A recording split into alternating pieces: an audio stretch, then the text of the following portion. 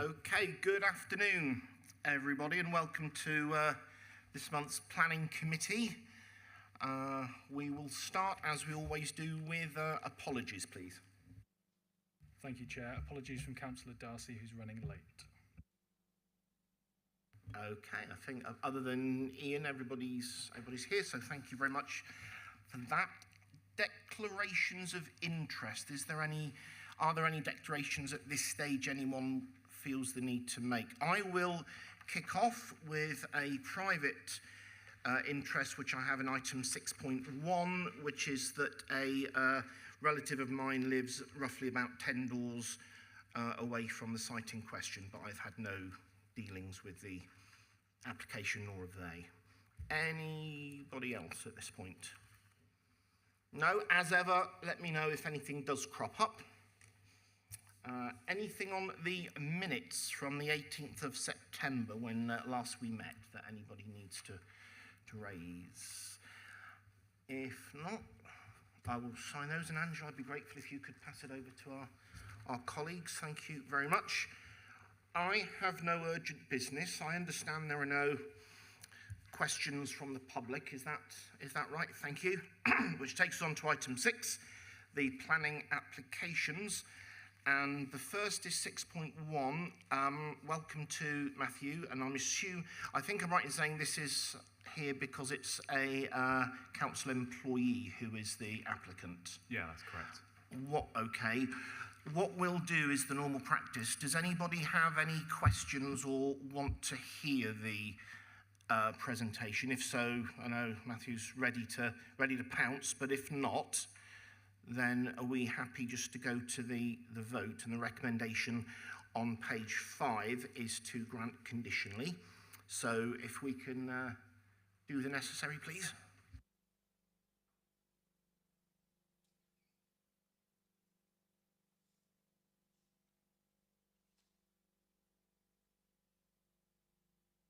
Okay, it's unanimous from everybody present, so thank you very much. They're not all as easy as that, Matthew. I have to warn you at this stage. But we'll go on then to item number 6.2 at page 13. And we're at 49 to 51 North Hill.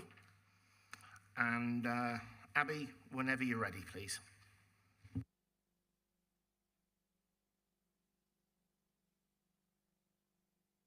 Thank you, Chair, and good evening, everybody. It's not that dark yet. Good afternoon.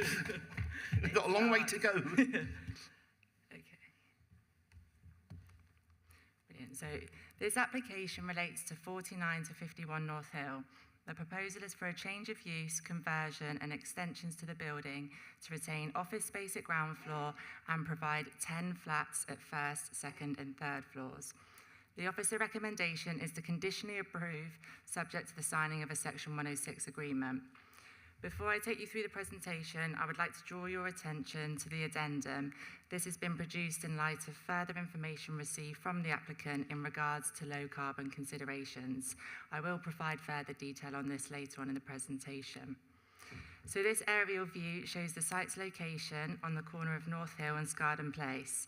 The site is north of Drake's Reservoir and is located approximately 400 metres north of the city centre and 400 metres south of Matley Plain. The surrounding area contains a number of commercial uses and residential is the predominant use in the wider area. So the application building is 3 stories in height, constructed in the mid-1980s in a yellow sand colour concrete block, and it sits at the end of a Victorian terrace. Excuse me. The building contains offices on 3 floors, however the building is currently vacant. To the rear there is a private car park and landscaping is present around the site. So this image on the right shows the site's location on North Hill, and the image on the left is looking down Scarden Place, which is a residential cul-de-sac. The car park to the site is accessed via Scarden Place. These are some recent images that I have taken. The image on the right shows the rear of the building and the entrance to the car park. As previously mentioned, the building is vacant and hoarding has been erected around the site in association with some office strip-out works and site preparation works. So this is the proposed North Hill elevation. Sorry. So the application seeks to extend the roof to create an additional story, and the building would be extended to the rear. The building would be wrapped in new materials, including rendered walls with areas of rock panel cladding and a standing seam metal roof. New windows are also proposed. At ground floor, there would be separate entrances for the office space and residential uses. The development proposes additional windows at ground floor, which will create an active frontage onto North Hill. So here is the southern elevation, so this is the side elevation which fronts Garden Place. The rear extension would extend 30 centimetres beyond the building's existing rear tenement and would span the full width of the property. The tree next to the car park at the rear of the site would be retained. Other vegetation would be removed and replaced with new landscaping. And here is the proposed rear elevation. And then we have some 3D visuals. So the 3D visual is the proposal on the left and then the existing building in the top right-hand corner.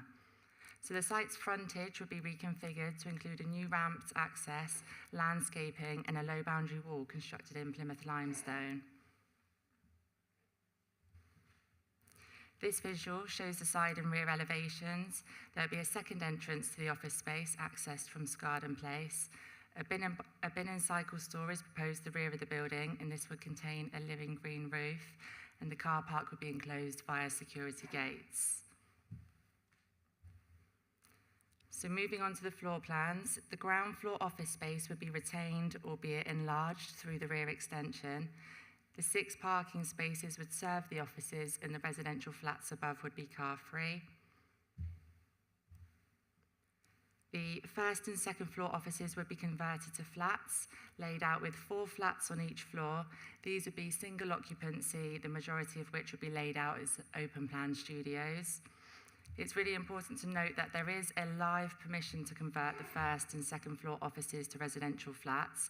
This permission was granted in January this year through the prior approval process and provides a material fallback position when considering the loss of office space as part of this application. The applicant has also submitted a marketing report which demonstrates a lack of demand for the office space. Despite actively marketing office units across a recent 20-month period, only 3 out of 7 available units were let, and these were let at rates below current market value.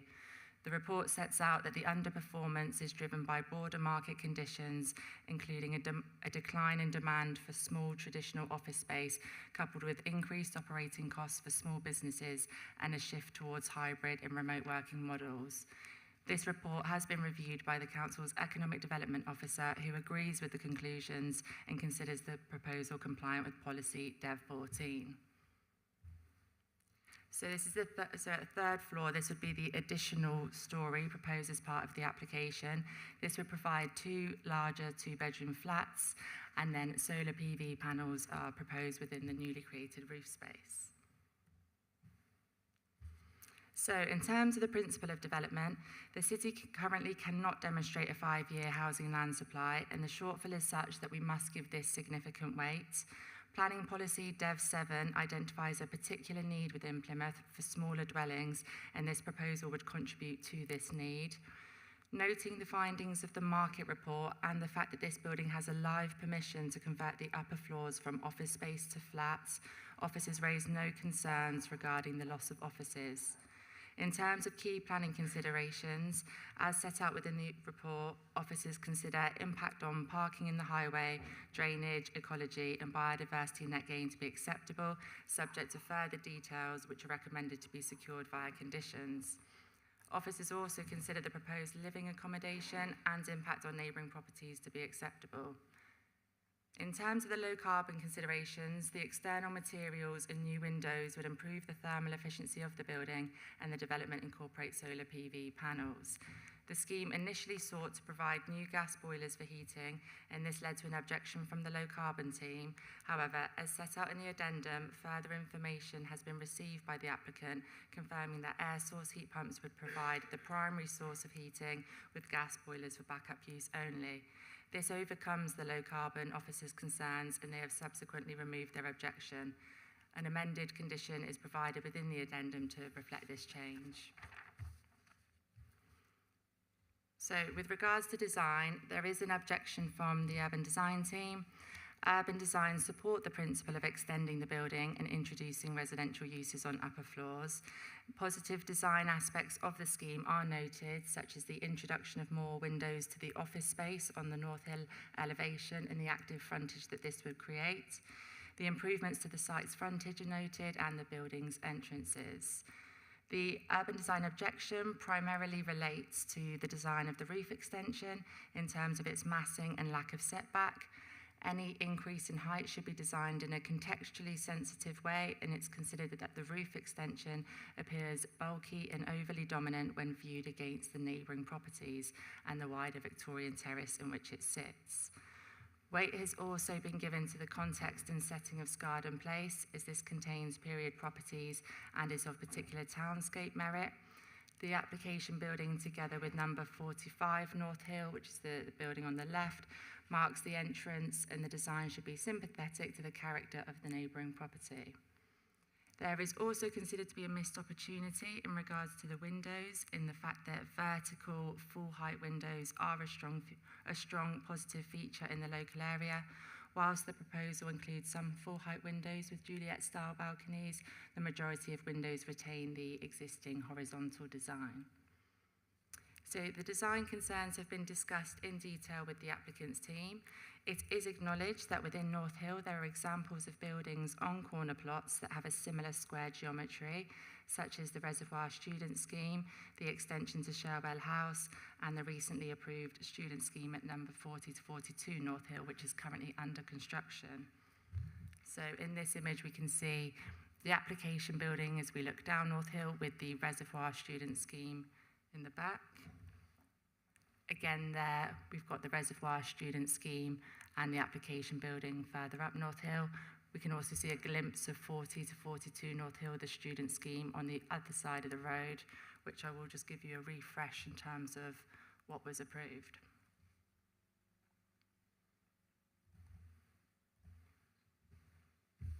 So in response to officer concerns, the applicant has lightened the colour of the roof from a near black to a grey, which officers consider goes some way to reduce the dominant appearance. However, concerns remain regarding the massing and scale of the roof extension and its visual relationship with the neighbouring properties. It is considered to conflict with policy Dev 20 on this basis.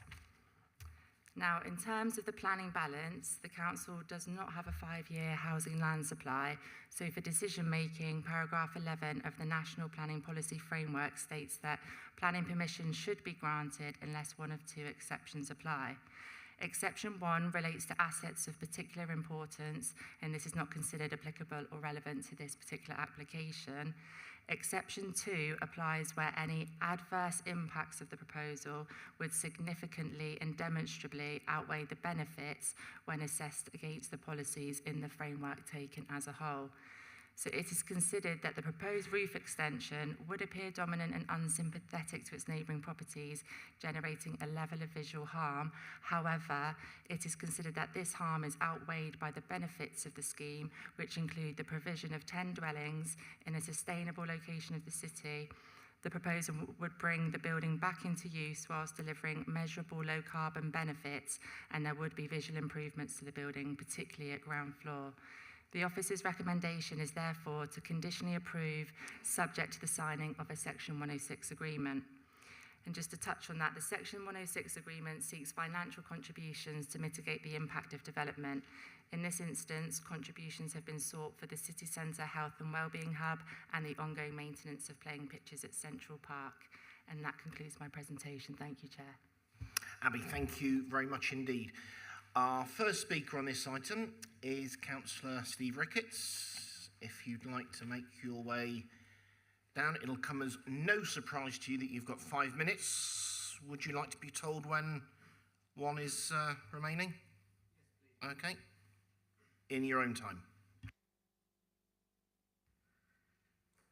Good afternoon. Thank you for listening to me today. I have been to the committee a few times over the years and a few times recently particularly on North Hill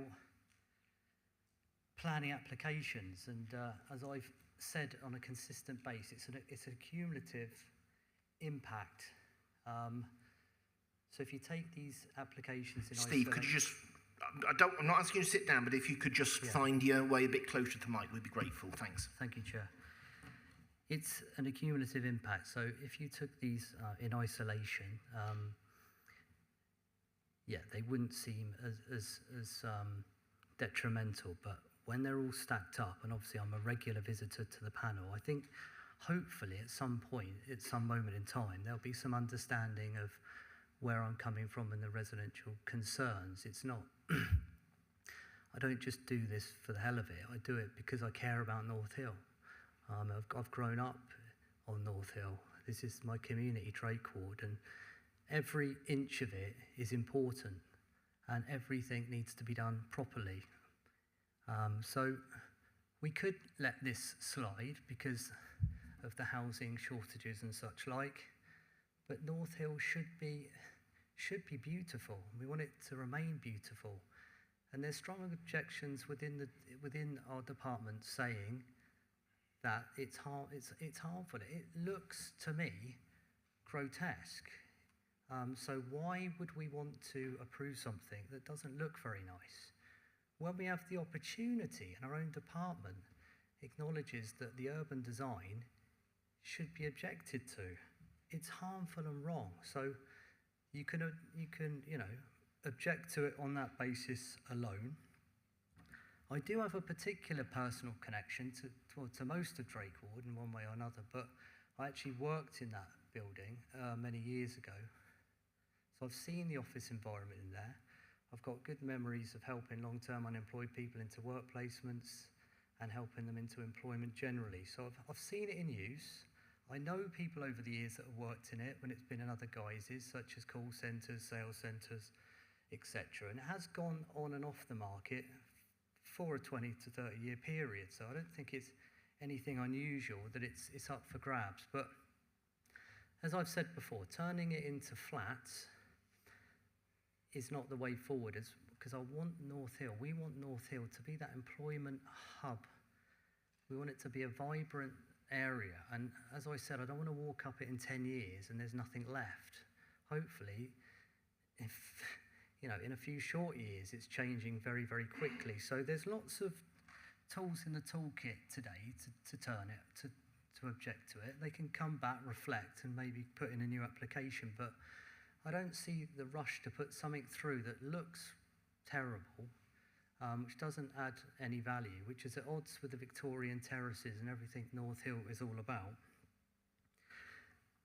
The residents on Scarden Place would expect me to stand up for them, and their refuge issues, as the other properties have been turned into residential, has got worse. That will only exacerbate with these residential flats. So I urge you, at some point we've got to put a marker down that we want North Hill to be as good as it can be. And it's not just about flats. It's about other usages, all right? This isn't personal. It's what I believe is best for North Hill and what residents want me to fight for. And we're all familiar with North Hill. Let's make sure it is what we want it to be. It's vibrant. We don't have pubs disappearing. We don't have dental surgeries disappearing, offices disappearing. At some point, let's fight back. Let that be the day today. Thank you for your time. Thank you. Thank you very much indeed, Councillor Ricketts. Our second speaker is Mr. Dan Fellows. If you'd like to come and make your way down, you're welcome to join us, sir. Again, 5 minutes will be yours. Would you like to be told when 4 have gone? Yeah, go for it. Okay, over to you.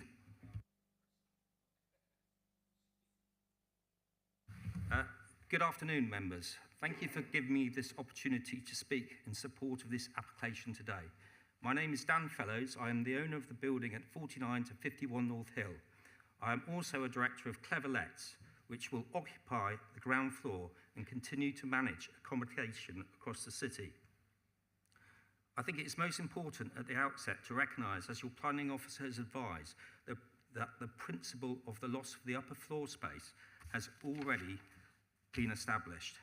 Prior approval has already been granted for the change of use to residential, allowing for 4 flats within the upper floors. Your economic development officer has also confirmed there is low demand for small-scale office units in this area. We have experienced this firsthand.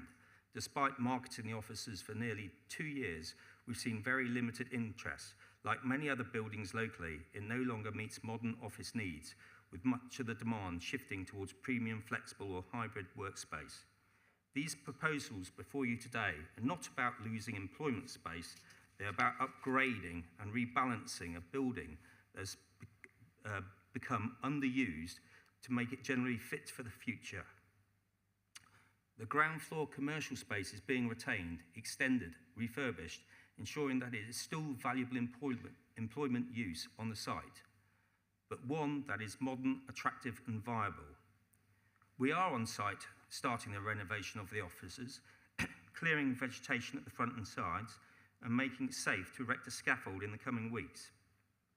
Our lease is coming to the end at Queen Anne's Terrace next year, and we need a home for 20 people to work, and the business needs a new home. The proposal delivers much needed smaller dwellings in highly sustainable city centre location.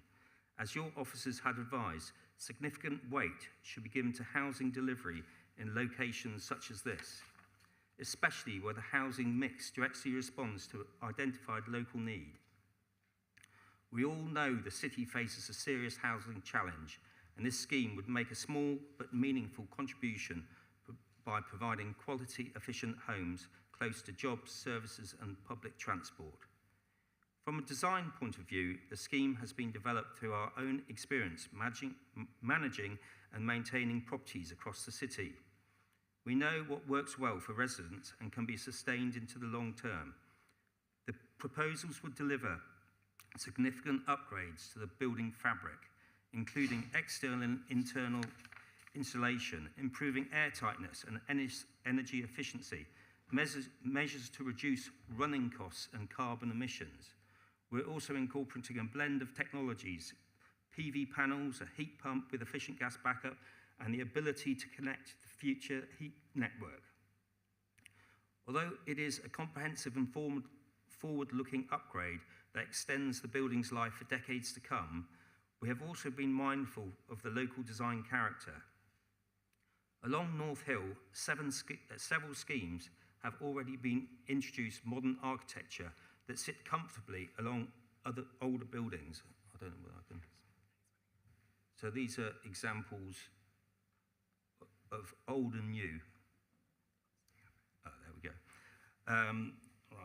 This proposal follows that same approach, delivering high-quality contemporary design that enhances the street. We looked at alternative roof forms, including mansards, but these would have compromised internal layout and reduced the usable area.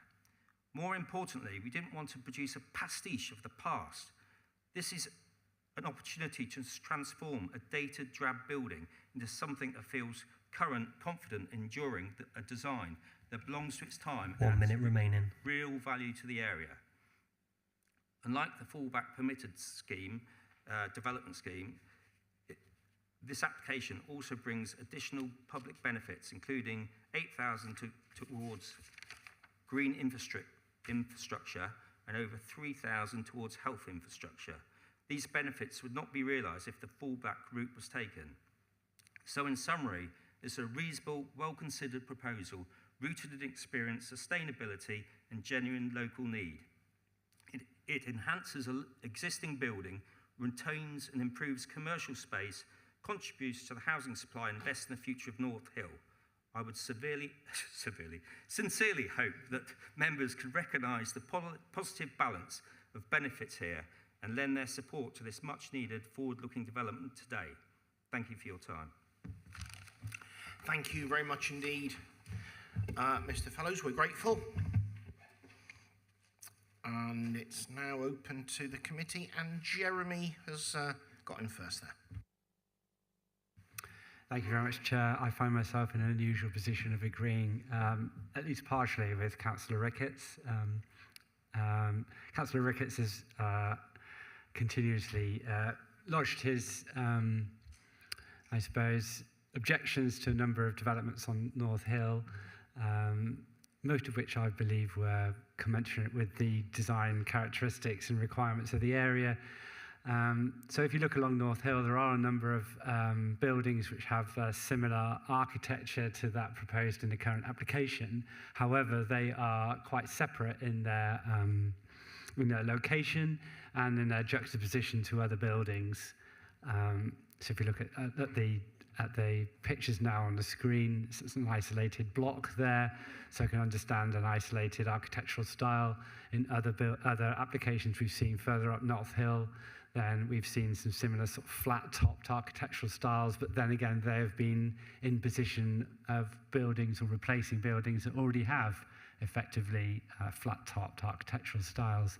This particular development is basically adjacent to a long section of pitched roofed period buildings, and I do believe that while I am in support of the redevelopment of the existing floors, and especially of the office space and the conversion of the first and second floors into living accommodation, which would provide 8 dwellings, I believe that the extension of an additional floor of this building, especially in the architectural style of which has been designed, is particularly jarring. And I do agree with the officer's comments about the architectural style of this floor. So therefore, I can't really find it within my judgment to accept this application in its current form. I believe that it's a floor too far, and that the jarring changes to the visual appearance of Scarden Place and of North Hill go too far in this instance, particularly because it is too jarring with respect to the architectural style of neighbouring buildings. So I would highly recommend potentially a reapplication without that floor. We still get 8 dwelling spaces, we still get office space, but that final top floor, the design is not in character at all. Thanks, Jeremy. Maddie was next.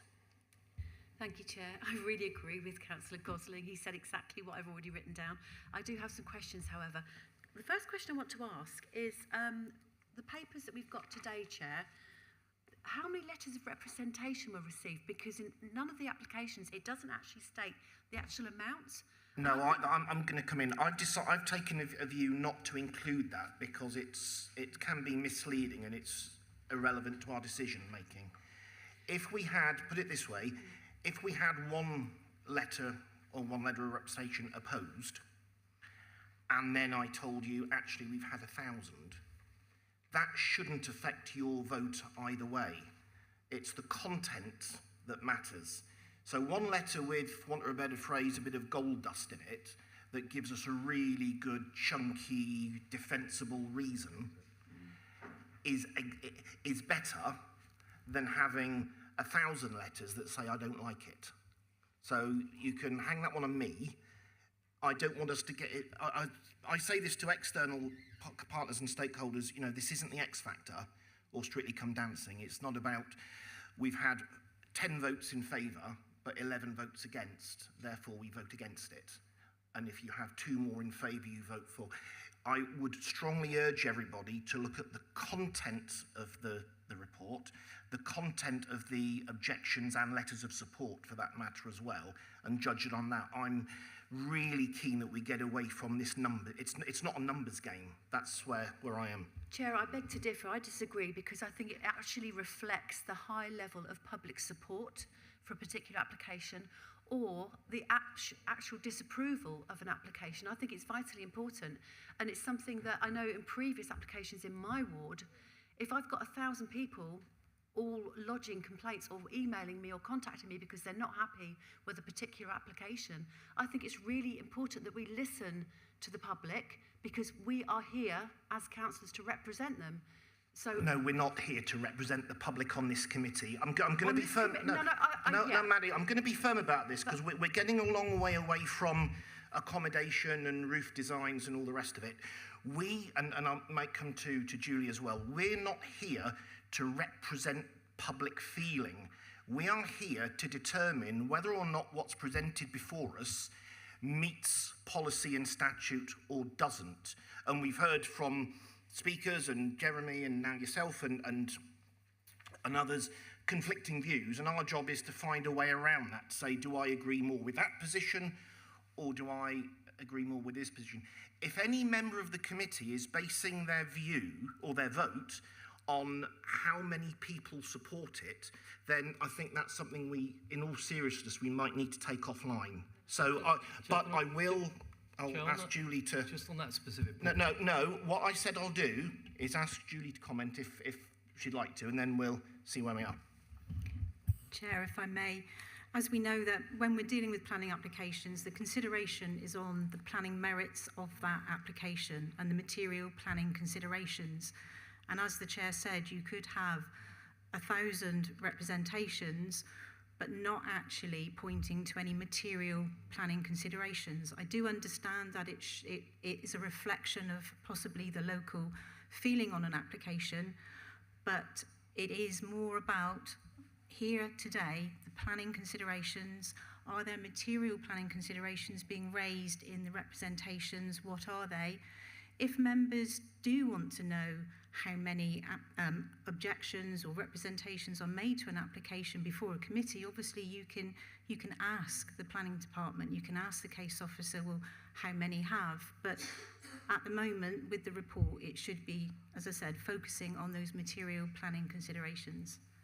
Chair, can I just on that point, before Councillor Mrs Bridgman comes on the application, is it not the case though that the Constitution provides provision that over a certain number of representations, that applications do come on the basis of volume, not just policy? So therefore, is it not right, in an open and transparent manner, that members are at least provided with full facts? And so when an application does come on volume, the number of representations rather than on a policy basis of policy, that is shared with members? No, because you're confusing two very different things. This item is here, and I understand your point, but this is here because Councillor Ricketts has taken a particular view. It's in the ward he represents, and within reason, Councillor Ricketts can call it in for whatever reason he likes, and he's done that, and he's spoken today. He's exercised his right. That's fine. He can be as can other speakers, can be as, for want of a better phrase, biased as they like. They can say we should vote against it because it's all sorts of non-material considerations. Once it comes to the committee, our responsibility, not those calling it in, not those writing letters to say I don't like it, our responsibility is consider the merits. And I just asked you and particularly Maddie just to reflect on the fact that you've said that you've got worries similar to Jeremy, and that's absolutely fine to say that. If I then told you that there were 1,000 letters saying the roof is fine and the roof is brilliant and the proposed roof is the best proposed roof we've ever seen, would that, if that number in itself could possibly change your vote, that's worrying. Either the roof is acceptable or it's unacceptable, and that's a judgment that we might disagree on, and we've heard conflicting public statements. This is really serious because we're in legal territory here. If people are placing that publicly, deciding their vote on how much support or opposition there is, then I think there might be training needs here. Agree, Chair. I mean, the thing is, the reason we have speakers actually come into the committee is to actually talk about the pros and cons of every application. So surely when they come, I mean, sometimes, I mean, the whole thing, we do not come here with predetermination. I always come with an open mind and await to see what the speakers are going to say. So I'm always sat on the fence every time, so I can be swayed either way by the conversation, the debate by my fellow councillors and fellow committee members.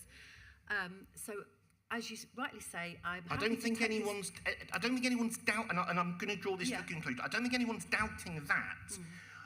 But again, that's a different issue. The issue is, are we basing our view No. on If I can just finish what I was going to say. Quickly, but then I'm going to move on. And I've got questions that I need to ask. But as this is the first time... Can I ask you to... With all due respect, you've taken up a lot of time on a non-planning issue, so could I invite you to ask questions about the application? Go on then, yeah. But the thing is, I mean, as this is the first time I've actually seen that we have not, as you've rightly so, as chair, I appreciate it's your position and you can make the decision on our behalf to remove the amount of representations. But in this particular instance, as it's the first time I've heard about this, I would appreciate if I could find out how many letters of representation were received in total. I don't mind if it's for or against, but how many were actually received, please? That's my first question, Chair. Thank you. Yeah, I can confirm there were 12 representations received. 9 were in support of the application. 3 were objecting. Thank you very much, Katie. Can I just say that for good practice, I hope no one else is reading the report for the first time today. I hope we've all done our... It's not the first time. No, in all seriousness, the reports are produced in good time for a reason, so that we can come in and actually debate the merits and our difference of view, which there might well be, as opposed to, right, can you tell me what this is all about? That's not, again, not good practice. You had other... No, that's out of order, Chair. No, that was not inferred by Councillor Bridgman. Can you please withdraw that accusation? Because it's a valid question that was raised by a member, and the member's entitled to a... It's a valid question, but if people are saying they're only reading information in the report for the first time... No, OK, right. No. All right, you're interrupting me. I received this in the post. Patrick, you were next. So I think we'll have to take that matter offline in terms of the numbers, because it is the first time, and Councillor Mrs Bridgman's absolutely right in picking up that... Patrick, I've dealt with this process issue. No. I'm going to... We'll deal with that. As you said, and as your colleague said, I am the chair. And if you can respect that, we'd all be very grateful. Well, I've dealt with the issue that Maddie has raised. Do you have a question? I have. Pardon? I've got some matters I would like to raise. Abby is sat there waiting for you to ask questions on the planning application. Thank you. So, through you, Chair, for the case officer to answer. So, in relation to, I'm not reading it for the first time, but you can confirm in the report there was no pre-application consultation undertaken by the applicants. In terms of the design queries, and I see you've got a colleague present, do you know why the applicant might not be more willing to amend the design to make it more in keeping with North Hill? And I think members, and some more experienced members here who would have been on previous site visits around the city, and many of us will see on our housing estates some very inappropriate, in the context of sort of today's developments, of loft conversions where it's basically a box sat on the roof. Would never get permission in a residential setting these days. And this in many ways resembles some of the poor decision-making, poor design decisions that were taken decades ago that you have to live with for decades in the future. So could you just perhaps give a bit more clarity as to what, if any, discussions took place and what the responses were from the applicants in relation to amending the design to a more fitting and appropriate design that would be gaining officer support and would obviously see a material change to what we're seeing today? Yeah, sure. So during the course of the application, Matthew, our urban designer, and myself met with the applicant and his team on site. We were there to primarily talk about the design and the concerns that were raised in regards to the sort of dominant appearance of the roof and it being unsympathetic. The applicant kind of took us through the evolution of the options that they had looked at prior to planning submission. And one of those options, as the applicant mentioned today, was a mansard roof, which both Matt and I felt more comfortable with. But as the applicant mentioned, the mansard roof would have knock-on implications for the amount of usable space within that top story. And also, the applicant and his team feel strongly that actually the current design, it is in keeping with the street because of those references in terms of the reservoir and the student scheme in Sherwell House extension. Matt, did you? But from an urban design point of view, that clearly isn't professionally supported. And when you take the reservoir scheme, it's far larger. So it isn't like a box sat on the top of a, it's totally different, isn't it? And if you look at the top story, is actually set back. So one of the objections from our urban designer is that it's not set back. Presumably he won't set it back because there's an impact on the interior layout and so there's no ability, they won't flex on the number of units potentially to get a better design outcome. No, so from the discussions that we've had, they're set on this design. Obviously, as I say, we've had those discussions about the design and potential amendments, but they're set on this current design and would likely appeal the decision if it were to be refused. So that's noted. So even on the configuration of the roof, rather than having a flat, having a picture on the flat, they're not prepared to entertain any sort of negotiation, which I think is disappointing. Matt, Chair, through you, Matt, I think wanted to comment. Thank you. Yes, we always try and do positive planning. I think Abby gave a very good summary of the balance, and there's another balance within the urban design considerations. And Abby quite rightly said that the roof design is the headline concern, but there's other concerns also around the elevation design, the lack of amenity space, for example.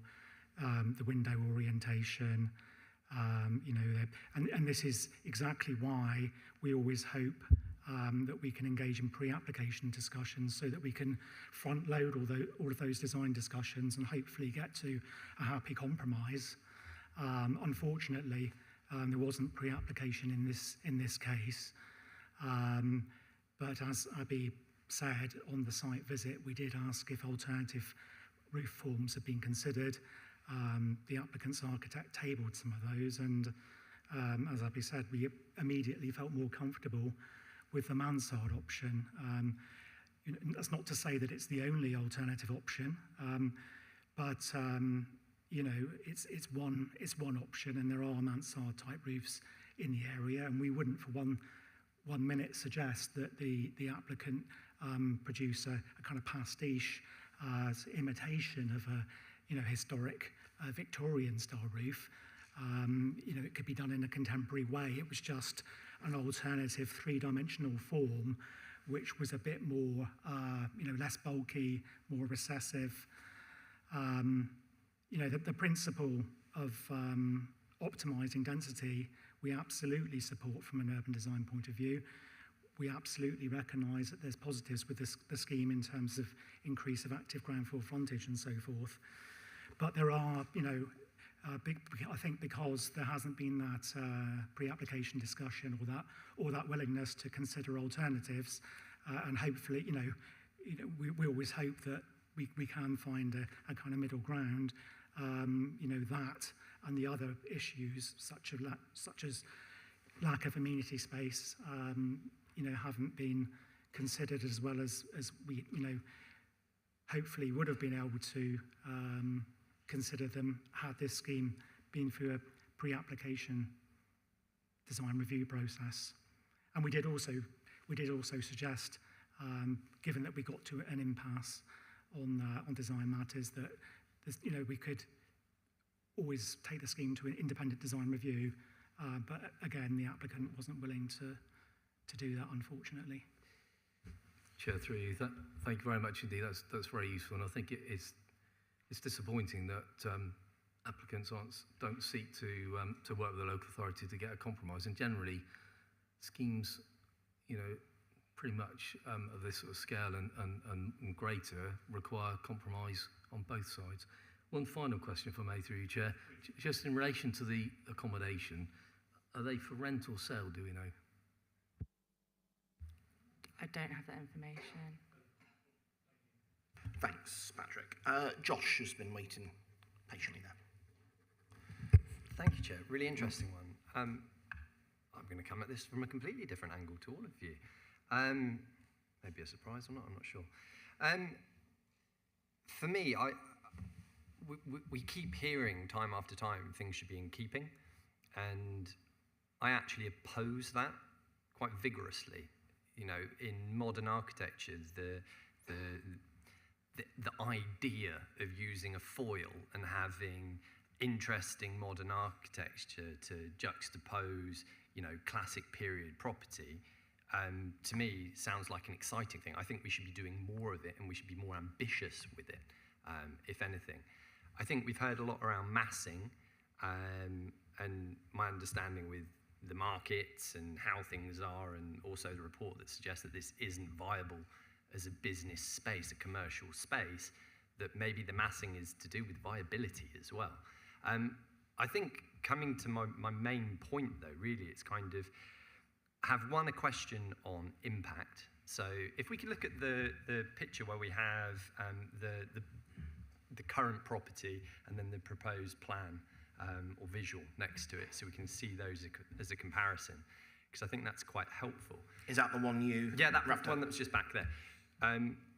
You know, I think a lot of the comments have been very subjective. I dislike mustard. Yeah, I really dislike mustard.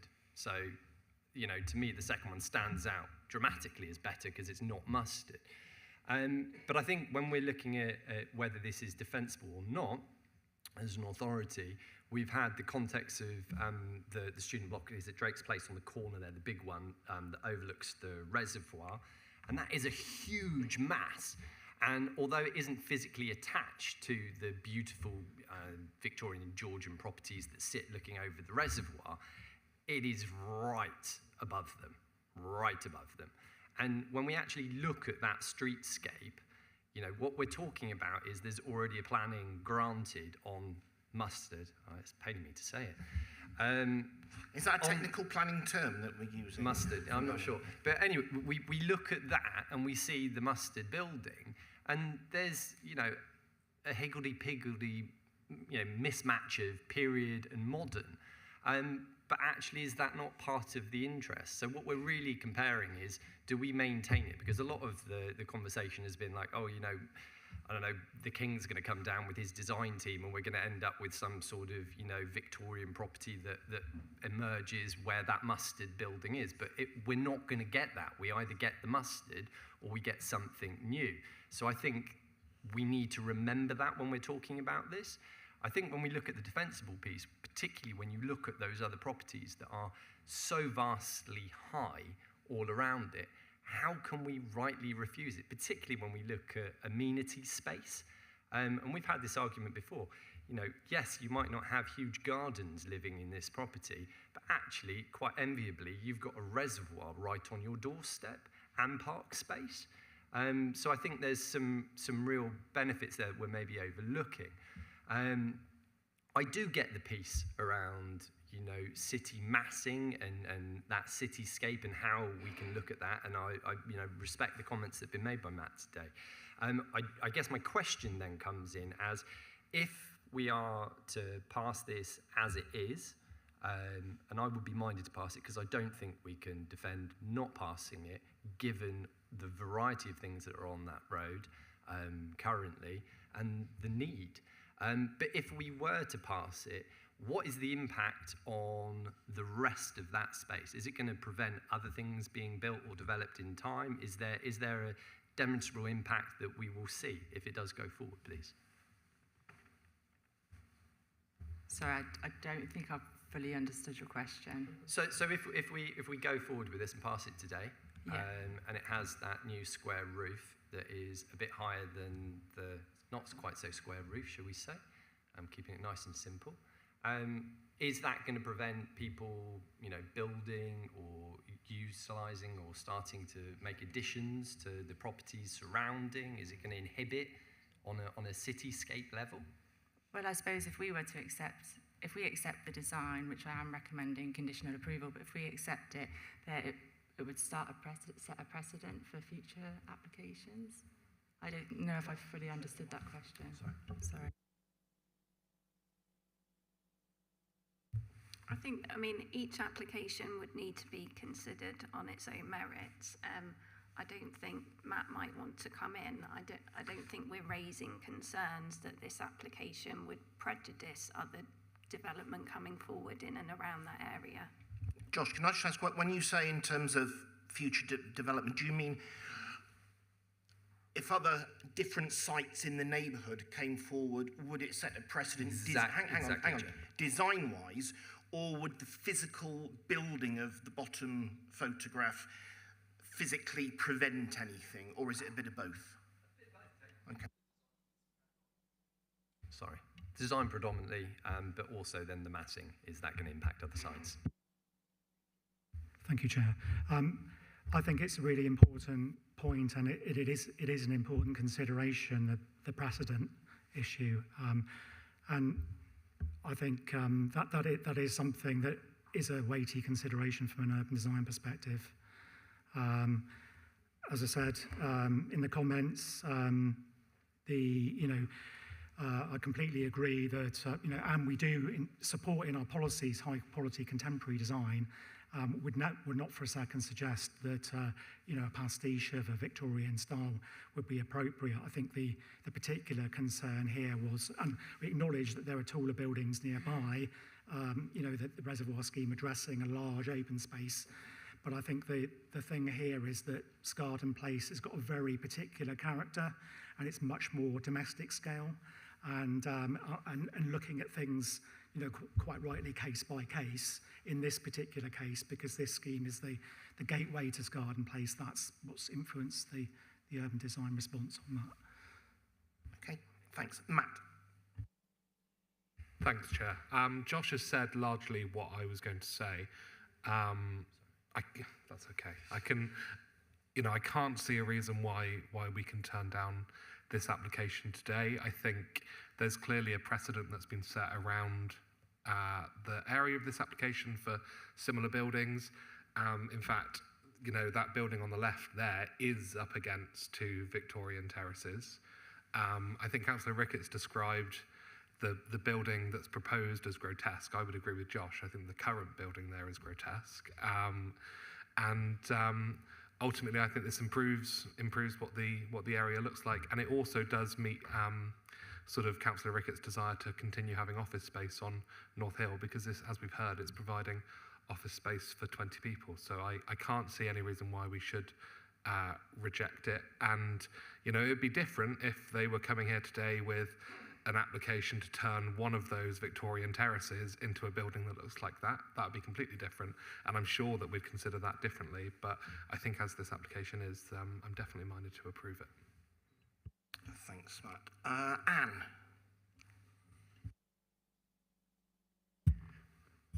Thank you, Chair. Can I seek some, before I go into it all, can I seek some clarification, please, around the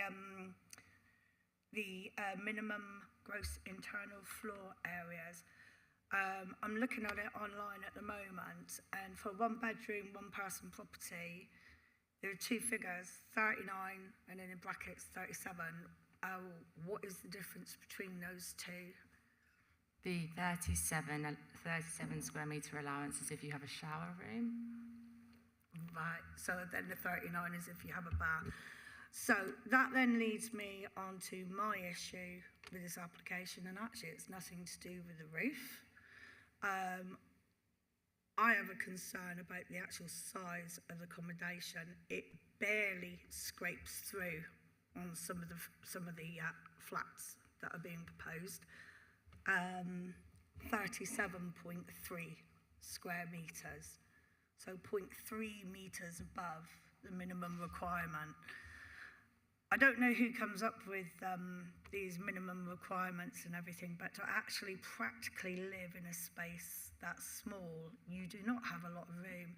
And I know we have a shortage of housing, and we need to get good standard accommodation in the city, but that doesn't mean we need to be approving things that are getting smaller and smaller and smaller. If we want people to have decent quality lives and decent quality accommodation, they also need space. So my mind is actually at the moment to refuse, but on the basis of the size of the accommodation. Thank you, Chair. I would just note, I suppose, policy requirements is that development meets the national space standard. So this is meeting the national space standard. So I'd just, I suppose, urge caution with refusing on the basis that it's not sort of providing a good standard of accommodation when it's meeting the standards that our policy sets out. The worry, I think, with phrases like just scrapes through, that means it's allowable. That's the, I mean, it might not be our own individual personal tastes. Some of us might want bigger houses for whatever reason, or bigger living accommodation. But I like our officers, I would just urge caution on voting against something. I think you're in danger there of falling into the I don't like it territory, which is absolutely your privilege, but not perhaps as a planning committee member. We need to find reasons, and if policy and law says that something is large enough, sadly, that's, bear in mind appeals and so on, I would say that's what we have to go on. That would be my instinct there. Did you have any if more I may questions? just come back Yes, there, of course. through you. Just because something is set as a national policy standard, I don't feel that that is what we have to accept. We should be, that should be the absolute minimum of something. We should be encouraging developers and property owners to exceed that minimum, not provide the bare basics. No, and I would be totally with you on that. It's just when we actually come to the final decision, then to say this is the standard that's been set, and something meets the standard, to turn it down because it doesn't meet the standard, I think we're getting into, and we all appreciate where you're coming from, but I think we're getting into slightly dangerous territory there. Do you have any more? I cut you off there, Anne. Okay, thank you so much. Angela's next. Thank you, Chair. I am slightly worried about this because I do think it's very hard sometimes to separate the planning and material issues from one's own aesthetics and what you actually feel about it. And I just wanted to mention that actually, although you've got those heavy, high, square buildings between that one and the reservoir, if you go further that way, and we don't have any photos of it, there are more buildings with mansard roofs, although very oddly, nearest the car park, it's another square top like that. And I just wonder whether it's advisable if we said, can we go back to this discussion here that was raised in paragraph 8 about the mansard roof? I mean, would that make a difference to how we, well, I was about to say feel, and I know I'm not to say that, am I? Where a bit. So no, I think we all know where you are. Certainly, I mean, in terms of, and we will, I promise we'll make a decision on this one day. I promise we will. I'm just thinking, if people do have issues with the roof, and given the objection from our urban design team, without prejudicing mine or anyone else's vote, that would be a material reason to vote against. We're not straying away from, and I'm not saying that's what I'm going to do, what anyone else should do. We would still be in safe territory there, we think. Yeah, I mean, clearly Abby set out in her report how we've considered the 5-year land supply issue and how we feel the benefits of the scheme outweigh the harm. But as members, you may come to a different view as to how you're balancing up those considerations. And, you know, in terms of the specific paragraphs referenced explicitly in the MPPF with regards to the 5-year supply, those do reference sort of aesthetic policies. Thanks. You want to come back? Okay, I've got 3 people, and then we're going to start to form our conclusion. First of those was Tina. Well, I think I'm in the lonely position of actually liking this. And I much prefer it to the mustard house that was there before. And I also, yes, okay, that it is bigger and it's got a mansard roof and it is different. And I don't see anything wrong in that. The whole area is a mix of architectural ways of building housing and using them. And so are very many, I put my academic hat on for a moment. One of the interesting ways of going back to towns and looking at them and seeing their development is exactly this kind of thing. And I don't see anything wrong with it. I think it gives it character. And really, I can't see any harm in the lower picture there, and the proposed fit. So I'm in favour of it. Thanks, Tina. Who have we got next? Josh. Yeah, very quick one. Looking again at the image, and it struck me as you were talking. Interesting point on the mansard roof. But actually, looking at that image that we have at the moment, you know, we see the articulation running down the street. Obviously, the street's at an angle like that running down. And we see the step changes in the properties. So actually having a slightly higher one, to me, actually doesn't stand out as an interest. What I wondered is if it was another floor higher with a mansard roof, would that meet the design team's criteria?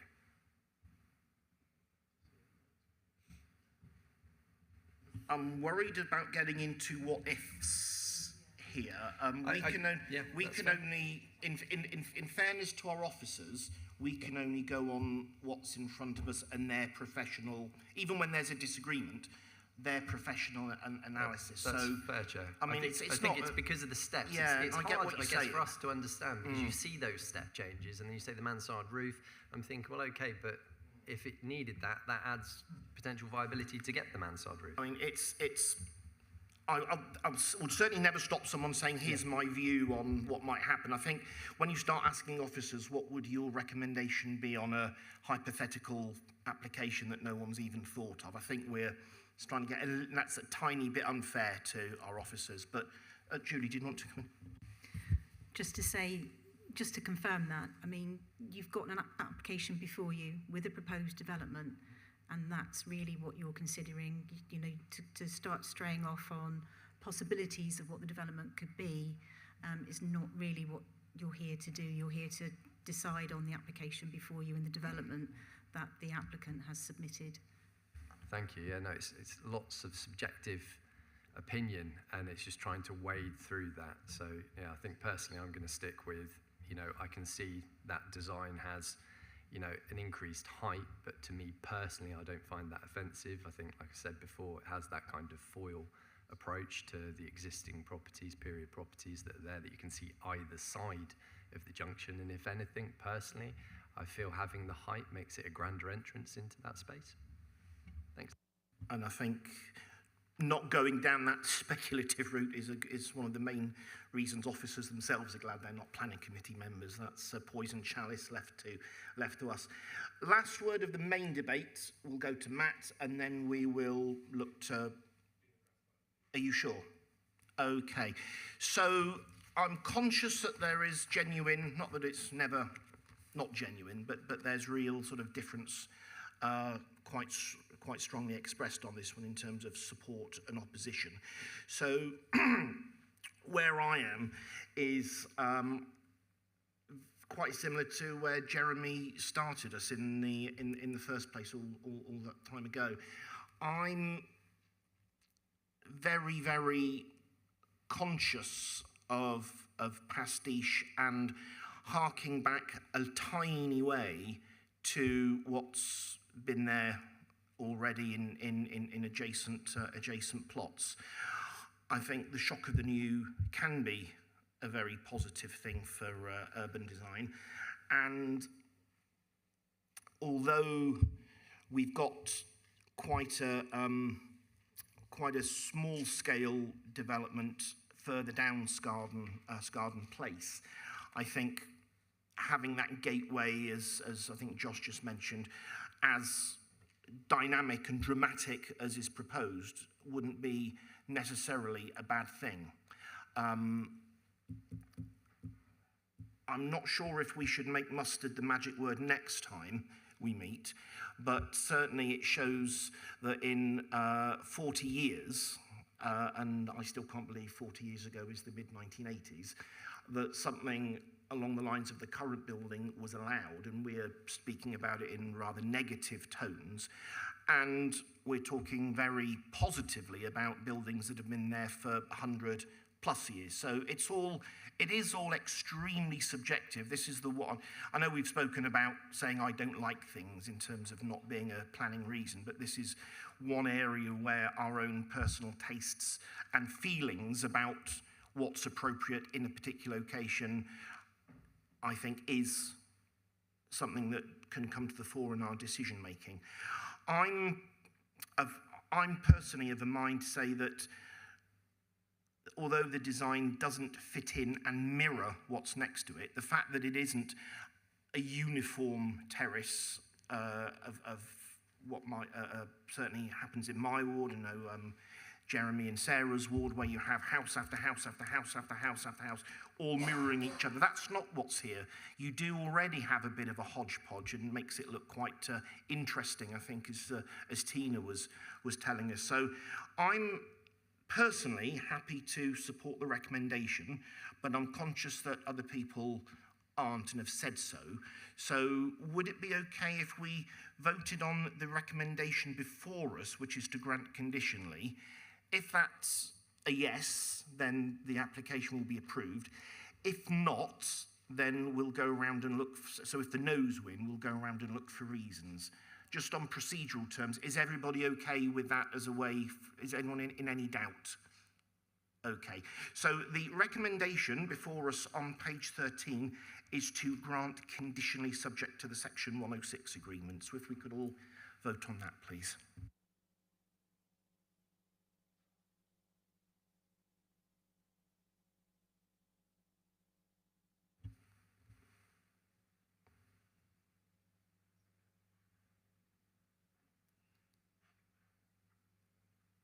I think I can declare that one carried, and I make that 7 in favour, 4 against, with 1 abstention.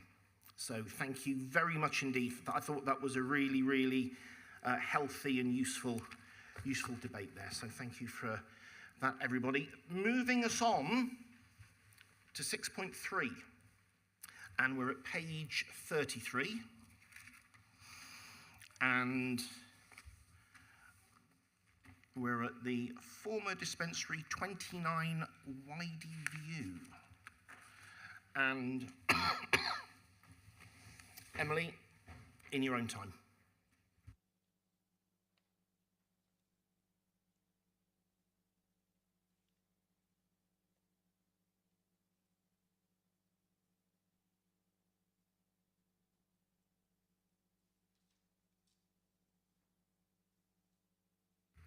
Thank you, Chair.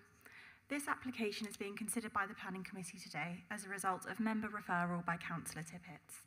This item relates to the former dispensary at 29 Widey View, which is located within the Compton ward, and the site location is shown on screen now. The application site comprises of a collection of buildings which most recently have been used for storage with ancillary office space. However, it has since become vacant.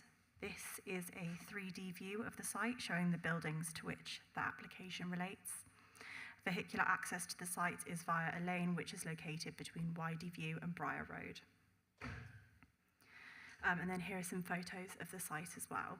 The application is for a change of use from storage, which is Class B8, to a single dwelling Class C3 and associated works. External alterations associated with the proposal include window and door alterations. This is the existing ground floor of the site. As you can see, there is a large garage and store area and then associated office space. And then this is the proposed ground floor plan. So this space will be used as a garage. The larger space kind of on the right of that plan will be used as a garage ancillary to the residential dwelling, as well as providing access to upstairs where the main conversion works have taken place. On the ground floor as well, there is a small kitchen and shower room that can be accessed from the ground floor. Concerns have been raised by residents that there is not sufficient car parking on site to meet the demands of the property. The local highway authority have not raised any concerns with the application, noting this large garage space and as well the outdoor area being of sufficient size for the expected parking demand of the property. And then I'll just show you, this is the existing first floor plan. So again, with a large storage space and then ancillary office space. And this is the proposed first floor plan. As part of the assessment of the application, officers have looked at the loss of the employment floor space in consultation with the Council's Economic Development team, who've considered the principle of conversion to residential use is acceptable given the scale of the development proposed. Public comments have raised concerns with the proposal being out of keeping in this location. Officers are of the view that the proposal would provide a dwelling house in a sustainable location, which is largely characterised by other residential properties. The dwelling is considered to provide an adequate standard of living for future occupants. In terms of external work, so this is the existing and proposed west elevation, which is the rear of the property. The existing is the bottom drawing, and then the proposed is at the top. The windows on this elevation are all obscure glazed up to head height, with the exception of the window that you can see furthest to the right on the top plan. This will have a louvre added to direct any views away from the property, which is located to the rear. And then this is the existing and proposed front elevation, so the east elevation. In the larger portion of the building, the windows will be above head height, the distance between the floor level and the sill level being approximately 1.8 metres. In the set down portion of the building, all the windows are proposed to be clear glazed at first floor level and at ground floor level, with the exception of one high level window that you can see furthest along to the right there. And then this is the existing and proposed south side elevation. So on this elevation, again, the first floor windows are above head height, and all other windows are proposed to be obscure glazed. And then this is the existing and proposed north side elevation, where all the windows will be clear glazed. A key concern that has been raised within the public comments relates to overlooking and subsequent loss of privacy.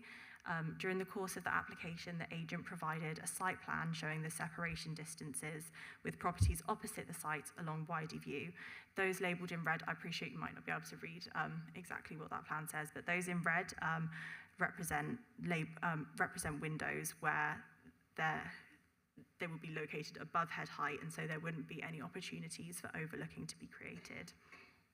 The blue labels, so those ones further up on the plan, those are for windows that will be clear glazed. Officers note that these windows are of a separation distance that falls below the SPD standards. However, given the dense nature of development and the established levels of overlooking present already, officers consider this relationship to be acceptable. All of the proposed window treatments and finished floor levels have been secured via condition in the interests of protecting neighbouring amenity. And I'll just show you on the next slide the louvre kind of window treatment that I mentioned. That's kind of how it would be applied to that window. Here are the elevations of the other garage that is located on the site. There are no alterations proposed to this. Other concerns raised by members of the public consider that the level of noise disturbance and traffic movements will be increased should the premises be used as a dwelling house. Officers note that the current storage and distribution use is a historic use, and so there are no planning restrictions on the hours of operation or delivering timings to mitigate noise and disturbance associated with storage and distribution operations. Officers are therefore overall satisfied that the conversion to create one dwelling within an established residential area would not lead to unacceptable levels of noise or disturbance in comparison to the operations which could lawfully take place at the site with B8 use. No concerns relating to noise or disturbance have been raised by the Public Protection Service, and furthermore, the local highway authority have provided comments stating that a B8 use would have generated a higher level of trips compared to a single dwelling house. An ecology assessment of the site has also been undertaken, concluding that there was poor availability for roosting opportunities and that the works would be able to proceed under a precautionary method statement, which has been conditioned alongside ecological mitigation for the installation of bird and bat boxes. With this in mind, the natural infrastructure team have raised no in principle objections. All other consultees consulted on the application have raised no in-principle concerns with the proposal, and officers have secured relevant conditions where recommended. I would also like to make members aware of the addendum report associated with this application. Since the publication of the officer's report, an update to the south elevation was submitted. This includes the illustration of a person to demonstrate the relationship between the window height and floor level. The proposal itself remains unchanged. Accordingly, the wording of condition 1 has been updated to reflect the newly received plan. The local planning authority cannot currently demonstrate a 5-year housing land supply, and the proposal would convert a currently vacant building into a dwelling house within a residential area. Officers have assessed the application against the relevant planning policy and guidance and have concluded that the proposal is acceptable. As such, officers have recommended the proposal for conditional approval. Thank you, Chair. Emily, thank you very much indeed.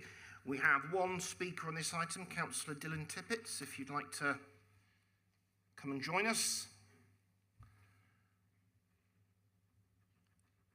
As I'm sure you remember, you have, and have heard earlier, you've got 5 minutes. Would you like to be told when 4 have gone? Yes, please, Chair. In your own time. Thank you very much, Chair, and good evening, committee. I'm here today on behalf of my residents to speak in opposition of this planning application. There are a lot of reasons to be concerned about this application. Firstly, the size of this application is much larger than others in the neighbourhood, so therefore isn't in keeping with the area. Dev 7 of the Joint Local Plan says the housing mix must be appropriate to the area, and I do not feel that a development that has the space to be a 6-bedroom dwelling, when considering the secondary living area and office space, is appropriate for this neighbourhood that is characterised by modest terraced houses. Secondly is the concern from my residents about increased noise levels that come with a change of use. They report that there is currently no noise from the B8 use, but that would inevitably increase with a C3 dwelling. The biggest point for my residents is the loss of privacy, which is a huge adverse impact for my residents.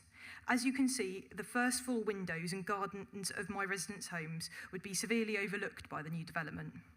There is a similar plot of land across the road, Sunhaven on Briar Road, which is currently a bungalow. Sunhaven has previously applied for planning permission for a first floor extension. This planning authority didn't just reject this once or even twice. It was rejected on 5 separate occasions. The last of these 5 were refused because of a loss of privacy, and a first floor development of this nature would be overbearing and dominant to the rears of 38, 40 and 42 Briar Road. It was even highlighted in this final decision that the obscure glazed windows were not enough to overcome a loss of privacy. Privacy hasn't suddenly become any less important, so why should this application before us be granted today? And finally, parking. There's 2 other Compton councillors in the room along as myself, and we know that parking on Wideyview and Briar Road is already at capacity. Every day during term time, this capacity is stress tested as parents drop off and pick up their children from the neighbouring primary school. I am not satisfied Dev 29 will be met while the building works are taking place. There will be a lot of additional vehicles attending the site and clogging up the already narrow road. In the worst case scenario, where the concerns of my residents are put to one side in favour of this development, can I please ask that an additional condition is added to restrict the movement of building work traffic during the safer street school hours that we see on Pern Road? However, I know that this planning committee has made lots of good decisions in the past, and refusing this application today would be another good decision. So for the 4 material reasons I've detailed and the further material reasons my residents have raised that are in the report, I strongly urge this committee to refuse this application. Thank you. Thank you very much indeed, Councillor Tippett. It's now open to the committee, and Josh gets the honour of going first. Subjective disclaimer. I might not like mustard. I do like okra. But I love louvers. I really love louvers. And I'm really pleased to see a scheme coming It's before not where us. they had that jewel robbery recently, was it? No, I love the use of louvers in design. I think it's really good. I think it would be good, I've got a couple of questions, but the first one would be to clarify, because I understood from the paperwork and from your presentation that those louvers would exclude overwatch on neighbouring properties. Yeah, so I'll just flick back to the slide that has the detail of this. So yeah, the louvre is proposed to be installed into one window. So if I flick back and show you quickly the elevation. With Yeah, the on sight the lines. on the rear there. And so essentially how the Louvre is designed to work is that when an occupant of the property would look out of that window, their view would be directed a certain way, depending on the angle that the Louvre is. And so that would mean that they would still have a level of outlook from that window. However, the view would be directed away from the nearest residential property in the interests of maintaining their privacy. So it kind of balances both sides of that. Okay, thank you. Less subjective now, but secondary follow on to that. On the other elevation, you showed us the sight lines. Can you just explain again, please? Because my understanding is that the height that the windows are at opposition, you're not going to have overwatch? Yes, that's correct. So the finished floor level of the first floor is approximately 1.8 metres lower than the sill height of those windows proposed that will be installed on that front elevation there in the larger section of the building. And so that would mean that for a person of average height, the windows would be above their eye level and so therefore would not give an opportunity to overlook into another property. Okay, one final question to follow that. And this time comes on to the parking piece. And I guess I should probably precursor. So we've heard statements saying that, you know, properties should be in keeping with the neighbouring properties. So if they're 2-bed or 3-bed, it should only be 3-bed. But I think we also have to be sympathetic to a changing society that has multi-generational living and things like that. Caring, I'm a carer myself, you know, thinking about those sorts of conditions later on in life. Leading on from that, when we look at the parking, was it 5 or 6 cars you could park in that absolutely humongous garage? I don't have the exact parking dimensions, and so I can't confirm the exact number of parking spaces of the amount of cars that you could park within the garage area. However, an approximation. For a 4-bedroom house, the SPD would require 3 parking spaces. The local highway authority have assessed the scheme and are satisfied that there's sufficient space for at least 4 cars to be parked within that garage. Okay, thank you. Thanks very much. Okay, Josh. Thanks. Paul. Thank you, Chair. I don't think this development's out of keeping. Having a house there is more in keeping with the area than having what's currently there. And as to the housing mix, the clue is the word mix. You have big houses, little houses all together, this is bringing a slightly larger property. And there was someone complained they thought there might be more noise. I don't think one house is going to create a great deal of noise unless it's full of rock stars or something, which is probably unlikely in Compton. I'm broadly in favour of this. I'll be voting in favour. Thank you. Well, we know where the Gallagher brothers' money is going to be spent from the latest tour now, don't we? Sarah. Thank you, Chair. Maybe I'm missing something, but Councillor Tippett's referred to his residents' concerns about this being an overbearing development. I'm struggling to see that the proposed and current footprint are different, and that the current and proposed profile of the building will be different. Am I missing something? And if so, could somebody point out where the profile and the footprint differ, please? So there are no external alterations to kind of extend the building proposed. So there wouldn't be an increase in the footprint of the building or its height or anything like that. The only alterations are kind of like window and door alterations to the property. Thank you, that's a really helpful clarification. Thanks. Angela. Thank you, Chair. I think it's just been covered what I was going to ask about, because it was very useful to go to a site visit and go upstairs above the garage, because we were worried about privacy. So privacy seems to be the biggest issue. So we went all around in the rooms upstairs, and there is no way you can actually see out of, because windows are all above your head, and people wouldn't be able to see in either. So to me, looking at those two elevations of before and after, and given what you've been looking at for the last few years, which is a great big boarded up row of windows, I would have thought some modern windows at that top level would actually be an improvement. And if you look at the building immediately behind it, that is a very, very modern building. So it's not as if this is the modernisation, the tiny bit of modernisation involved in this renovation is out of keeping given the extremely modern building that is immediately behind it. So I just wanted to make sure that we were sure that the privacy issues have been dealt with.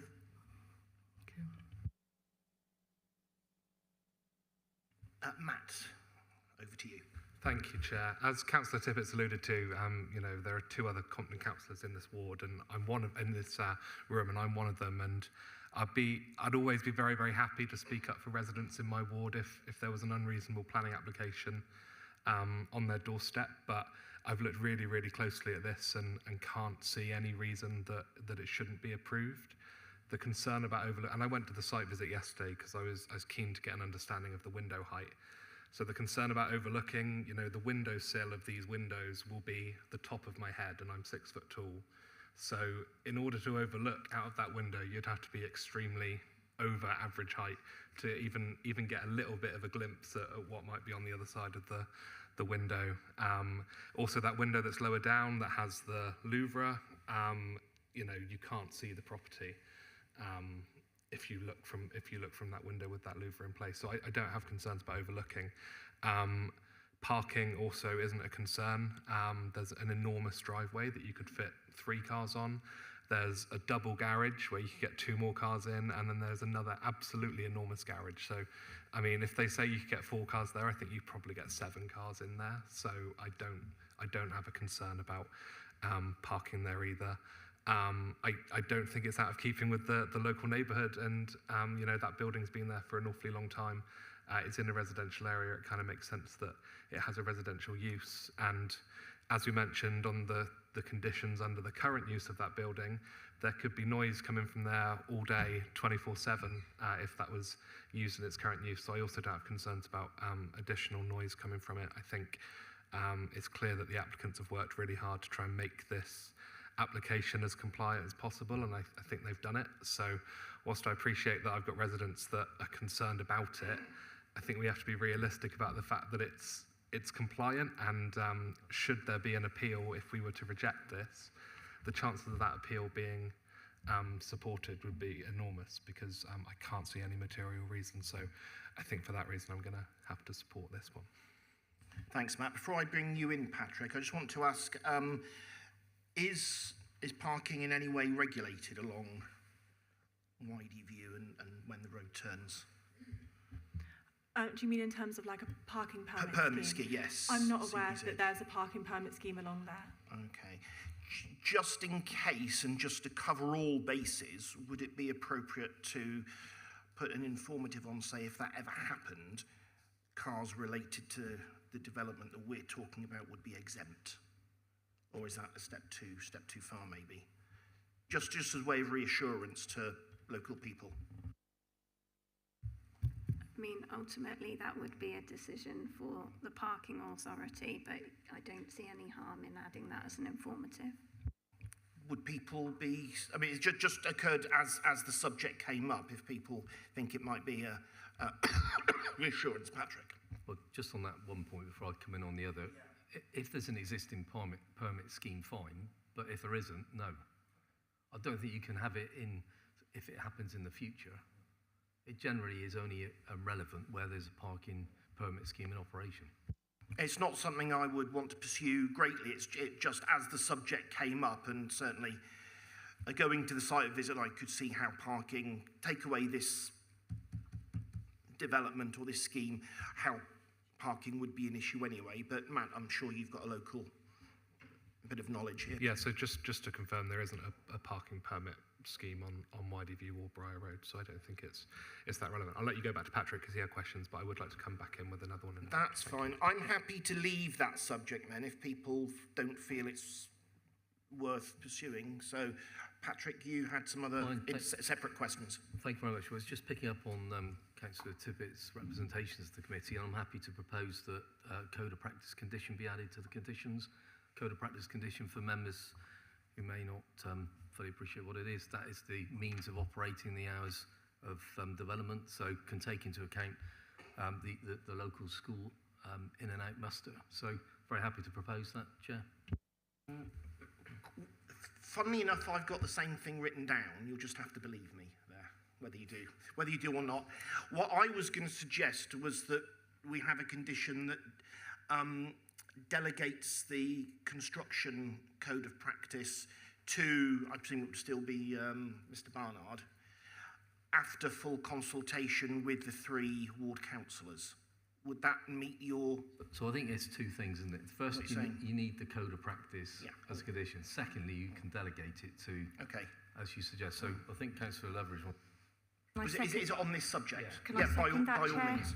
Yeah, I'll second that, Chair. Okay. Happy to second your proposition for the delegation to the... Okay. So we've got that the construction code would be delegated. I don't want to get too micro detail about this, but I think we all know what we're talking about, that there would be a code governing the construction, traffic and noise and hours of operation and so forth, and the details of that wouldn't come into operation until it had been agreed by the 3 Compton councillors. Is there any opposition to that? No? Okay. Well, famous last words. Sorry, Any opposition? can I just come in? Yeah. I suppose I'm just mindful that would be a pre-commencement condition, which ordinarily we would need agreement from the applicant or their agent to impose. So I believe the applicant's agent is in the room, so I don't know. We don't normally, for this, the question that we're asking now, we don't normally adjourn. Did you want to come and help us out, Patrick? I think ultimately, if the committee makes a decision and the applicants aren't happy about it, it'll have to come back to committee again. Yeah, this is something that, I mean, ultimately, it might, well, I can't speak for anybody else, but it might be a deal breaker if we didn't govern it in the way that's been suggested. Then the committee might not want to support the application and vote against. That's the whole point of having us make the decisions. And if people are unhappy with condition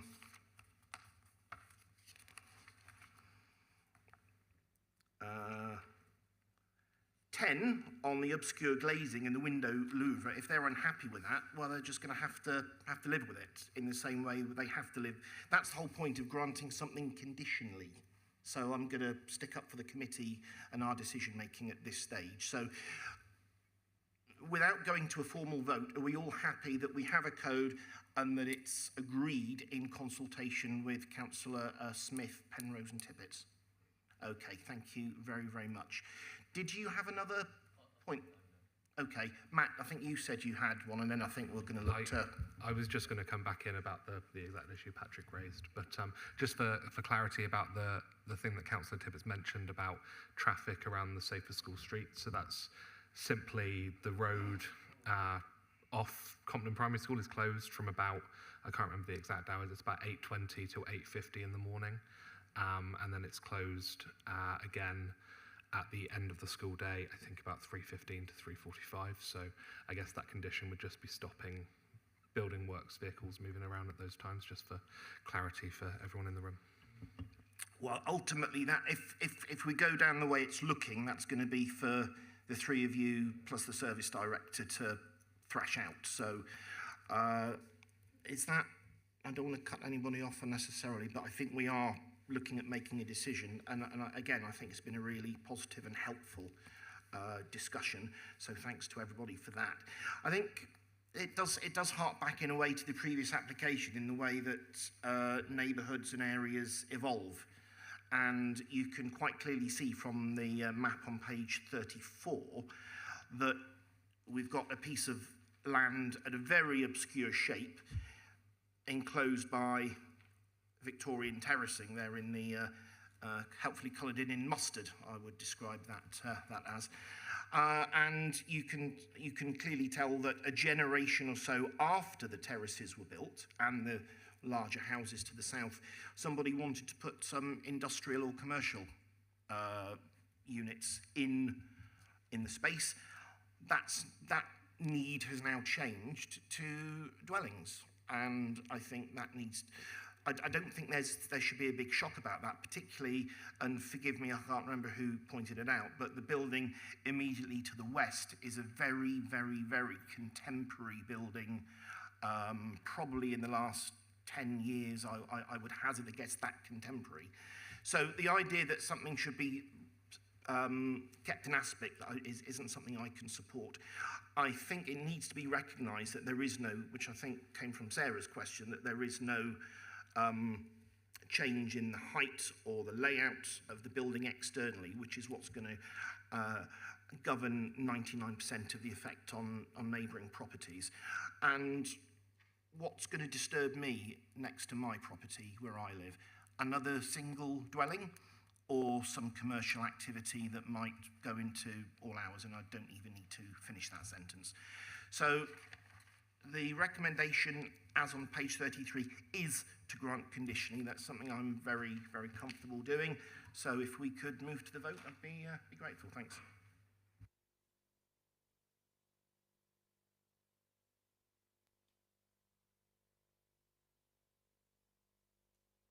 And I can declare that's unanimous amongst everybody who is present. So thank you very much indeed for that, everyone. Item number 7, at page 51, is the list of planning application decisions. Is there anything, by exception, anyone wants to raise there? No, we will note those. Item 8 is the appeal, or are the appeal decisions. And Kate, is there anything that you want to bring our attention to? It looks like we've had a good result there. Yeah. For those old enough to remember the pools panel, that goes down as a home win, I think. Maybe that's just my age. Anything on that? No, we've got no exempt business, so I'll say thank you very much indeed, everybody. Apologies for my throat being a bit under the weather. I had too much mustard last night, so